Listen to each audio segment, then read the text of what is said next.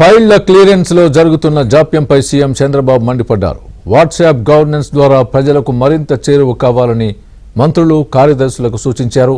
గత ప్రభుత్వం చేసిన విధ్వంసం నుంచి ఏపీని బయటపడేయడానికి అధికారులు, మంత్రులు కలిసికట్టుగా కృషి చేయాలని అన్నారు సీఎం చంద్రబాబు. సచివాలయంలో సీఎం చంద్రబాబు అధ్యక్షతన మంత్రులు, వివిధ శాఖల కార్యదర్శుల సమావేశం జరిగింది. ఈ ఆఫీస్ ఫైళ్ల క్లియరెన్స్ జరుగుతున్న తీరుపై సీఎం కీలక వ్యాఖ్యలు చేశారు. రెడ్ టేపిజంను సహించేది లేదని తేల్చి చెప్పారు. ఫైళ్ల పరిశీలనలో వేగం పెంచాలని చంద్రబాబు తెలిపారు. వచ్చిన సమస్యలను త్వరగా పరిష్కరించినప్పుడే మంచి ఫలితాలు వస్తాయన్నారు. ఫైల్డ్ క్లియరెన్స్ పైన కూడా గవర్నమెంట్ లో ఈరోజు ఆన్లైన్ ఫైల్స్ ఉన్నప్పుడు కొంతమంది వ్యక్తులు కానీ, సెక్రటరీలు కానీ ఇండెఫినెట్ టైం 1 year 6 months తీసుకునే పరిస్థితి వస్తున్నారు. 3 months అట్లా.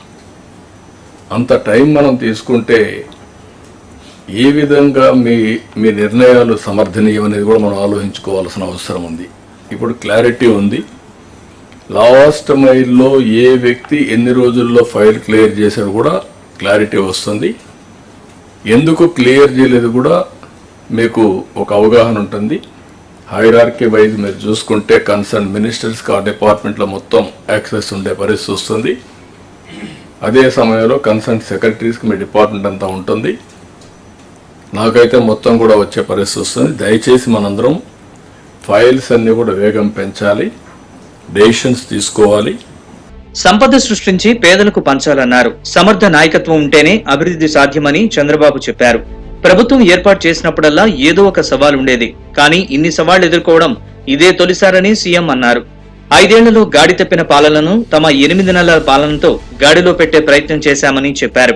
చేసిన పనుల వల్ల మీరు చూస్తే 8 నెలల్లో 12.94% గ్రోత్ రేట్ వచ్చింది. అదే సమయంలో జరిగిన డిస్ట్రక్షన్ వల్ల ఇంకా రెవెన్యూస్ పెరగడం లేదు. దీనివల్ల ఆటోమేటిక్గా చాలా సమస్యలు వచ్చే పరిస్థితి వస్తుంది. అవన్నీ కూడా ఓవర్కమ్ కావాల్సిన బాధ్యత మన మీద ఉంది. అందుకే నేను మిమ్మల్ని అందరినీ కోరుతున్నా, ఇంతవరకు మనం ఎఫర్ట్ పెట్టాం, ట్రాక్ లో పెట్టే ప్రయత్నం చేశాం. అయితే ఇంకా స్పీడ్ పెంచాల్సిన అవసరం ఉంది. స్వర్ణాంధ్ర విజన్ 2047లో భాగంగా జీఎస్డీపీలో అనుకున్న లక్ష్యాల సాధనకు కృషి చేయాలన్న సీఎం ఆ దిశగా ఆర్థిక వ్యవస్థను అధికారులు, ప్రజాప్రతినిధులు పరుగు పెట్టించాలన్నారు. ఇందులో భాగంగా ఈ ఆర్థిక సంవత్సరం జీఎస్డీపీ వృద్ధి రేటును 16% ప్లస్ గా లక్ష్యాన్ని నిర్దేశిస్తున్నట్లు చంద్రబాబు ప్రకటించారు.